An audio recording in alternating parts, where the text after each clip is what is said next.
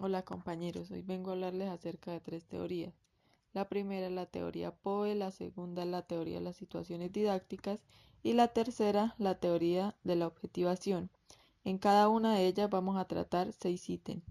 Empiezo con la teoría POE, el tipo de problema que se estudia. En esta, la teoría analiza las estructuras mentales en las que un individuo puede desarrollar al construir el concepto del infinito en dos contextos particulares. El primero es la paradoja de Aquiles y la tortuga, y el segundo es el triángulo de Spirky, teniendo en cuenta el enfoque algebraico al resolver dicho problema. Por otra parte, tratamos cómo concibe el problema de la enseñanza y el aprendizaje. En este se tienen en cuenta las ideas de Piaget sobre el aprendizaje y la educación para aplicarlas al nivel universitario, es decir, fueron adaptadas para ser utilizadas en un estudio de pensamiento matemático avanzado. La idea principal en que se basa esta teoría es la abstracción reflexiva como la clave de la construcción de los conceptos lógico-matemáticos. El siguiente es qué constructos técnicos propone. En este, la teoría propone estructuras mentales por las cuales un estudiante comprende un concepto matemático con las acciones, procesos, objetos y esquemas. Estas las constituyen parte fundamental de la teoría POE. Otro caso que vamos a ver es el método que usa. En este, la teoría analiza una acción que se repite y el individuo reflexiona sobre la cual puede interiorizarse en un proceso, es decir, realiza una construcción interna que ejecuta la misma acción. Por lo tanto, el individuo necesariamente dirige un estímulo externo. Por otro caso, vamos a tratar qué es un dato. Teniendo en cuenta la teoría POE, un dato es el que determina una estructura general acerca de dicho estudio. ¿Qué aporta esta teoría? Aporta un análisis teórico inicial sobre lo que significa comprender un concepto y cómo esta comprensión puede ser construida por un aprendiz. La siguiente teoría de la que vamos a tratar es la teoría de las situaciones didácticas. En esta vamos a presentar el primer ítem. El primer ítem es el tipo de problemas que estudia. Entonces, teniendo en cuenta la teoría de las situaciones didácticas, en un principio debe distinguir dos enfoques, uno tradicional y otro el enfoque planteado por la teoría, ambos en relación a la enseñanza y aprendizaje de las matemáticas. El primero tendría una relación estudiante-profesor, en la cual el profesor simplemente provee o deposita los contenidos, instruye al estudiante quien captura dichos conceptos y los reproduce tal cual le han sido administrados. Dentro de este enfoque no se contextualiza el conocimiento, no se tiene un aprendizaje significativo. Esto es lo que se realiza dentro de la teoría de las situaciones didácticas.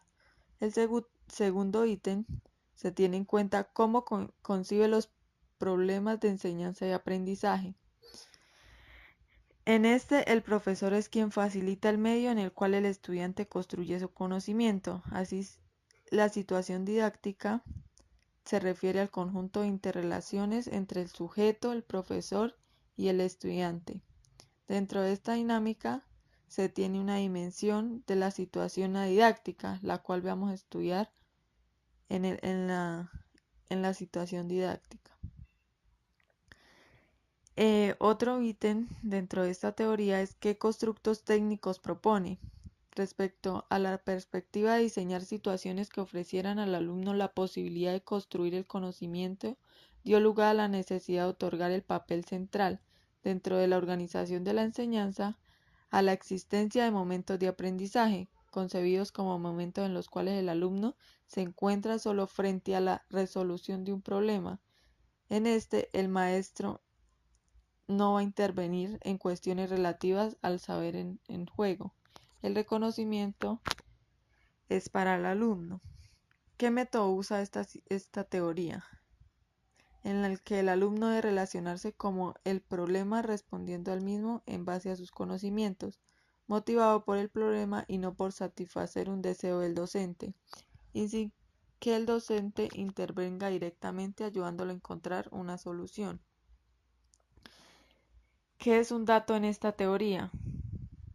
Un dato es cuando se ve que el profesor y el estudiante didáctico y el medio didáctico se lleva a cabo. O sea, siempre va a ser profesor, estudiante y el medio didáctico. ¿Qué aporta esta teoría? Se explican aspectos que se ponen en juego durante el funcionamiento de un proyecto didáctico. Aborda ampliamente el concepto de evolución mediante un ejemplo.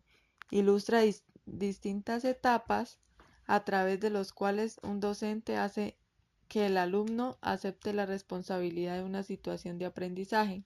Otro componente esencial es la institucionalización y la noción de la teoría de las situaciones didácticas como necesidad identificada entre los docentes, y este es dar un estatus cultural al objeto del conocimiento. Ya por último, venimos a hablar acerca de la teoría de la objetivación. En esta se trata un tipo de problemas que estudia. Para esto, el aula es lo principal, centrándose en particular en el problema de la mediación semiótica, inspirándose también en el trabajo que llevó a cabo Vygotsky, que estudió el lenguaje y su papel de intersubjetividad. Luego ya viene cómo coinciden los problemas de enseñanza y aprendizaje. Se conciben en aquella forma de pedagogía de acción, en la que se ve una comprensión profunda de los conceptos matemáticos y la creación de un espacio político y social dentro de los cuales pueden desarrollarse subjetividades reflexivas, solidarias y responsables.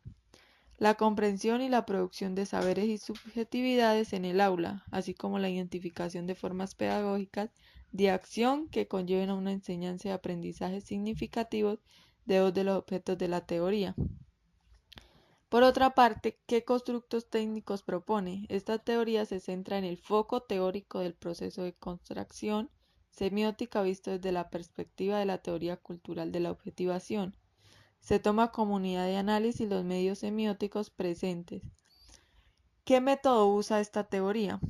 Esta teoría ubica el aprendizaje de las matemáticas en un contexto social, mediado por el uso del lenguaje y los artefactos culturales, según sean las interacciones que se proponen en el salón de clase y aún por fuera de la escuela, la observación y los análisis de los medios semióticos de la objetivación, emergente en el estudiando de la construcción del conocimiento, nutren positivamente las prácticas educativas y minimiza las brechas comúnmente encontradas entre la escuela y la comunidad.